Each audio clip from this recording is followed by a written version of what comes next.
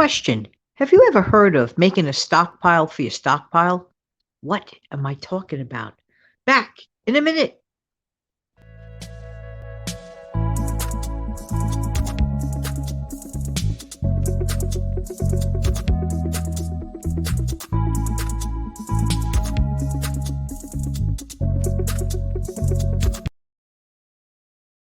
Hey, good morning. Good morning. This is Jan from New York City. My channel name is Jan from New York City Saves Money. How's everybody doing today? And I hope that this audio video, as always, finds everybody doing well. If you're having a cup of coffee or a glass of orange juice or a glass of water, you're just laying back and just like trying to start your day and just like giving a listen. Thank you so much for being here. I appreciate it. Stockpiling is more important than ever, and not everyone really does it. I mean, we might hear about it. We might think it sounds great for somebody else, or sometimes people get intimidated. They might see other videos where people walk into like these huge areas and think, oh, they can't do it or can't begin it. And that happens. But there are also some people who really want to start one. And for whatever the reason, and it's like funds are totally low or some unexpected situation came up before they began their plan. They really intended to. So it occurred to me, you know, what would it take for anyone that has a stockpile to just get a little box, like keep a little box on the side for that person that may have come across a tough time, a bad week. They lost work. The weather was bad. Some people, if they don't show up on the job, that doesn't mean they're going to get paid for the day. Some people, they work per diem. They don't work. They don't get paid. It's just that simple. And if they don't, for whatever the reason, can't work for whatever the reason, inclement weather or sickness or whatever the reason, there's always a reason. If they cannot work, they're going to come across some difficulty. Not everyone. Some people are well prepared. Some people are caught short. Some people wanted to prepare. But I know this much. You know how you hear about blessing boxes like in other areas, like sometimes many times in like country areas, rural areas and stuff like that. And people are so kind to make those. What should stop any of us with an active stockpile, as we, of course, always try to enhance our own stockpile, and of course, always keep good care of our families, immediately of importance, great priority. But what would it stop us? How hard could it be to take a simple, I'm not saying this huge box unless you could do it, but even like a small box and put like, let's say, make a subset of a subset of a subset in your own stockpile. And I know that sounds really, really crazy, but it really does not. Because sometimes somebody might come over and you don't know they're having a tough time. And all of a sudden you're entertaining them, and one word leads to another. You're having a cup of coffee, and then you find out that they were laid off or something came up, whatever it is, whatever the reason is, you could just direct that person and I would suggest a person that you know that came across a tough time. Okay. Um, I'm not saying don't help strangers. Yes, but actually in this case, especially someone you know, keep that little reservation.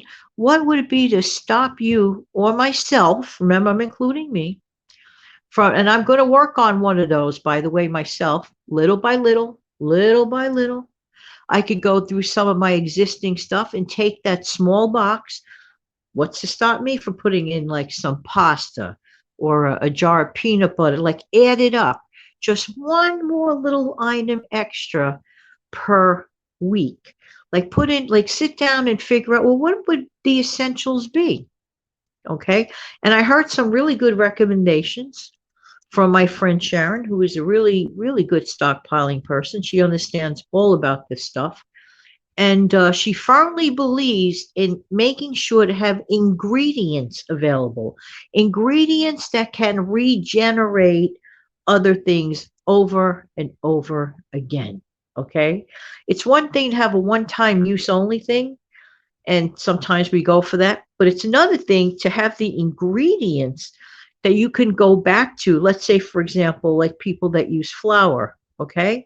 Flour, salt, baking soda, baking powder, things of that nature. A bottle of oil doesn't have to be the fancy oil. This stuff. So, who's to stop any of us from creating a blessing box? And all you have to do is tell your friend to wait there and say, "Don't move." You walk out of your pantry with the little blessing box, not too cumbersome, just enough to get them through a week. You would be shocked and amazed that if a person has even enough pantry items to get them through a tough week, that gives that person enough time to play catch up.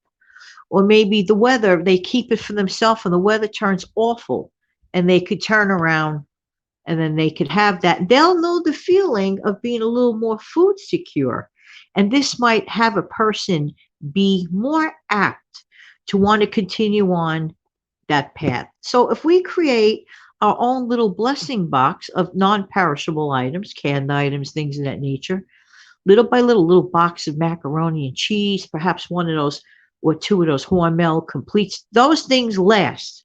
The packages of the tuna pouches, those things last. You could just put in one item a week, and in a couple of months, you got yourself a nice emergency stash for a friend or anyone else that you want to bless. Suppose somebody came down with a cold, bad cold, they can't get to the grocery store.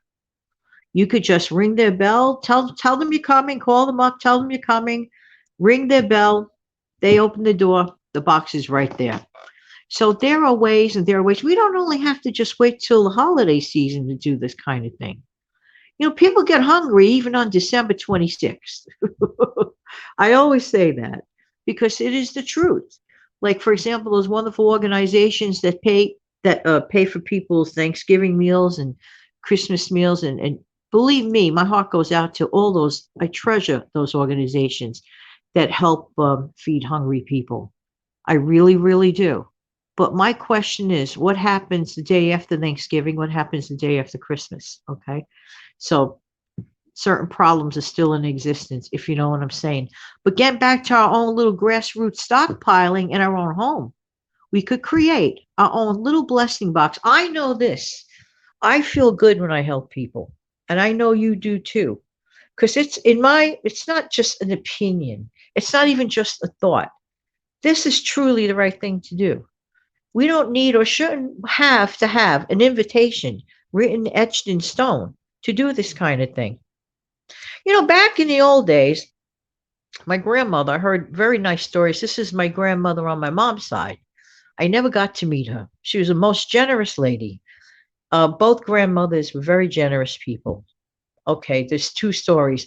I had my grandmother that remained at home, and my mom's mom, and she would help people. My mother used to say, "Who's this lady? Who's that lady?" She was a little girl, and my grandmother used to make soup. This was during the Depression. She'd make this big thing of soup, and she would help feed the hungry. That was one of my grandmother's biggest agendas. She would always want to help feed the hungry.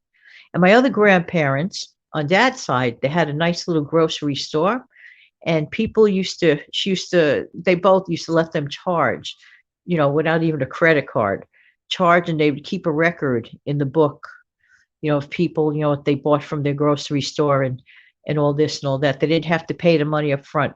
Some people paid, some people didn't. My grandparents already knew that they would be ended up taking a loss. They still didn't care. They did it anyway, and they did it from the kindness of their heart.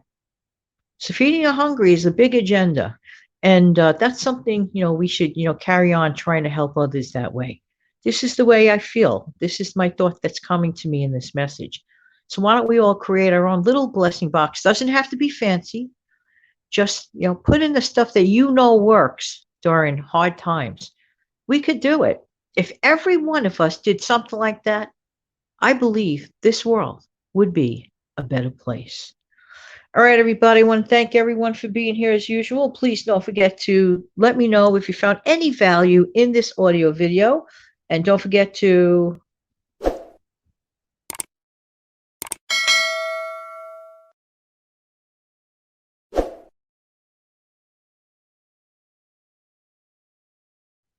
have an amazing, fantastic day.